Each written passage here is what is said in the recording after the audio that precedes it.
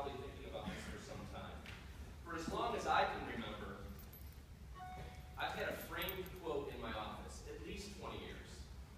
On the back of this quote, it's a frame, is things that I wanted to have in life. Okay, so it's literally cutouts from, I don't know what it is, it's Sears catalog. It's mainly material things, I'm going to be honest with you. I pulled it out just today. I thought about bringing it with me, and it's just tattered, but I've had it for about 20 years. It reminds me of what's next for me. It's a quote by Andrew Grove, and it reads, "Success breeds complacency. Complacency breeds failure. Only the paranoid survive." A lot of people think that's negative, but it works for me. It works as a reminder and a motivation to keep me pushing. Even when I've been successful, don't stop. Look ahead. Make sure that you're going to be successful tomorrow. As you sit here tonight, you are at a starting point of an amazing journey. Sure, it's a cliche, but it's a journey that can only begin with your decision to embark, to do something. We're a nation of action and accomplishment. You guys are very accomplished, there's no doubt. So when I talk about that quote, and I ask, what's next? Ask yourself, what is next? The accomplishments we're celebrating tonight in this ceremony is a great testament to all that you've done in the last 4 years, in the last 17 or 18 years. But the unspoken requirement of this milestone is that you now take the appropriate action and commence on your amazing journey, whatever that journey might be. In life, there's countless contributions and achievements that never happen, all due to a lack of action or a failure to begin. So my challenge to this group of overachievers is to celebrate your success, but avoid complacency, and continue to challenge yourself to keep that momentum and pursuit of excellence strong. I'm honored to be with you tonight on the eve of your graduation. Coincidentally, this is also the 30th anniversary of my high school graduation. It's East Syracuse Manoa High School in upstate New York. Go Spartans. 30 years. It's flown by. I walked across the stage, not dissimilar from this one. My long flowing hair. I was 6 inches taller and 200 pounds lighter than I am today. You know, it's amazing how 30 years affects a memory. But more accurately, and quite honestly more seriously, I remember mixed emotions that day. I remember the excitement of going off to college, moving away from my home, taking my game to the next level and playing college lacrosse. I remember the feeling of being more adult than ever before, more responsible than ever before. The feeling that I could do anything and be anyone that I wanted. But I also remember the feeling of being sad and worried about leaving behind friends and family and saying goodbye to teachers and coaches. I remember beaming with pride, but at the same time I remember questioning and doubting myself. I bet each of you will have some of those same mixed emotions in the next few days and weeks. Graduates, as we celebrate your milestone, your achievements, we should also remember this is a milestone for lots of other people in this room. I believe, and I think that there'll be some people here that agree with me, I believe that being a teacher is the most important profession in the world, even more so than a television general manager.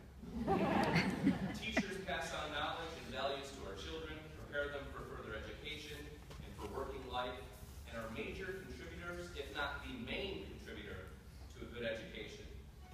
An average high school graduate has spent as many as 20,000 hours at school.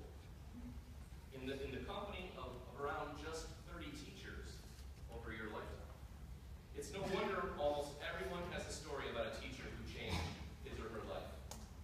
How about a round of applause for the teachers?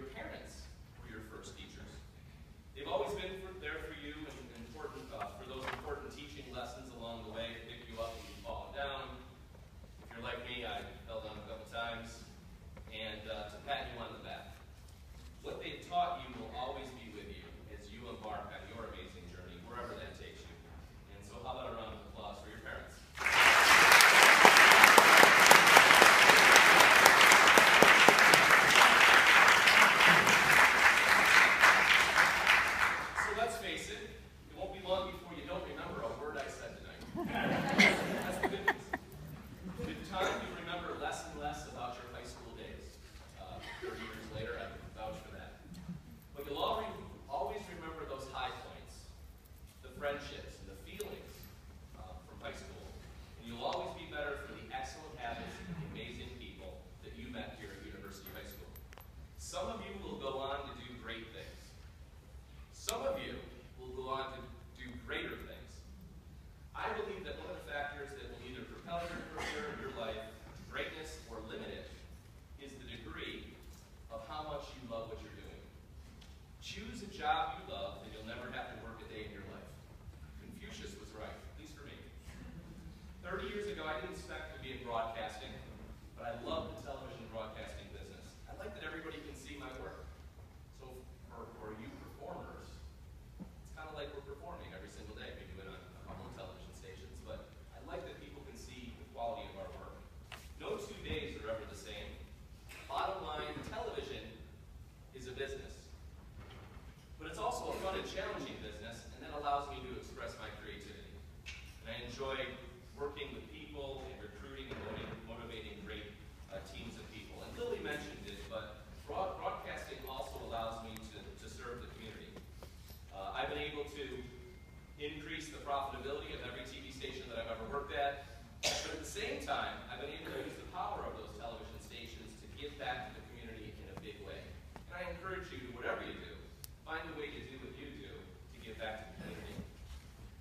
Graduates, your generation and your love for technology, how many people have smartphones on them right now? Yep, I do.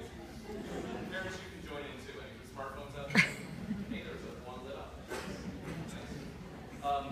This generation and your love for technology, I share that, but this generation's love for technology is driving change in the way that us broadcasters deliver content. Today we deliver content to televisions. You can watch the Super Bowl on your smartphone, computers and tablets and apps and text messages, and let's not forget about social media. Sarah mentioned Facebook, and I'm sure some of you guys are taking a picture of me right now and Snapchatting it for all I know.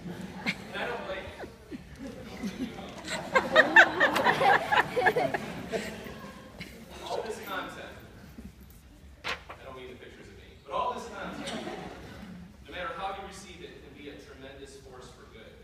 It can educate great numbers of people about the world around them. It can show us how much we have in common with our neighbors. It can shed light on the dark corners where ignorance and hatred fester.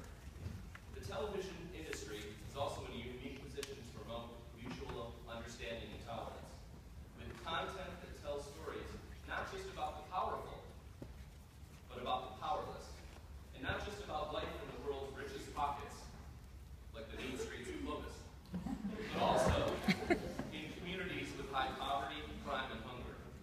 I believe it's important to have passion for whatever you choose to do in your life. I have a passion for broadcasting. I have a feeling that I have a passion for a lot of things. I just have a lot of passion. But I do what I love, and I love what I do. And I hope you'll find the same passion for your career.